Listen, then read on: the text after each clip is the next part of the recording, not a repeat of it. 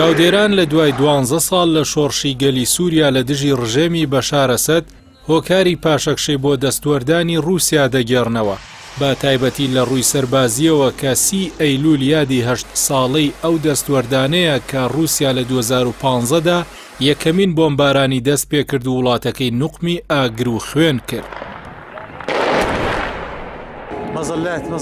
دەستوەردانەکە تەنیا لایەنی سەربازی نەگرتەوە، بەڵکو دەستوەردانی سەربازی چالاکی سیاسی و دیپلۆماسی بە بەرژەوەندی ڕژێم گۆڕی. ئەوەی شانۆی سەربازی گۆڕی گەمەی ڕووسەکان و پشتگوێخستنی ڕژێم بوو بۆ چارەسەری سیاسی نێودەوڵەتی، بەڵکو بۆ هۆکاری دروستکردنی داکەوتێکی نوێی تایبەت.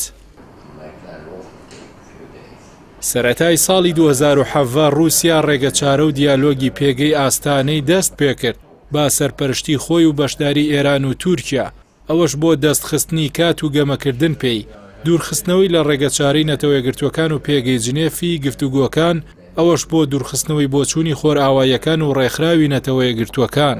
پێگەی ئاستانە لە حوزەیرانی ڕابردوودا گەیشتە 20مین کۆبوونەوەی، بەڵام چوارەمینیان کاریگەرترین بوو لە ئایاری 2017دا کە 4 ناوچەی کەمکردنەوەی جەنگی لێکەوتەوە کە رووسیا بە دەرچوون لەو ڕێکەوتنە یەکەی ناوچەکانی داگیر کردەوە. تەنیا ناوچەی 4ەم مایەوە کە لە ژێر چاودێری تورکیادا بوو کە بریتیە لە پارێزگای ئیدلیب و دەوروبەری حەمای باکوور و خۆرئاوا و حەڵەبی باشوور و خۆرئاوا و خۆرهەڵاتی لازقیە، ئەوە جگە لەو ناوچانەی باکووری حەڵەب و خۆرهەڵاتی فورات کە بە ناوچەی هەژمونی تورکیا ناو دەبرێن. لە ساڵی 2018دا رووسیا گوشاری خستە سەر پارێزگای ئیدلیب لە دوای دەست بەسەراگرتنی ناوچەکانی دیکە، بەڵام تورکیا ڕێگری کرد لە کەوتنی و لە ئەیلولی 2018دا بە ڕێکەوتنی سۆچی کۆتایی بە هێرشەکەی هێنا.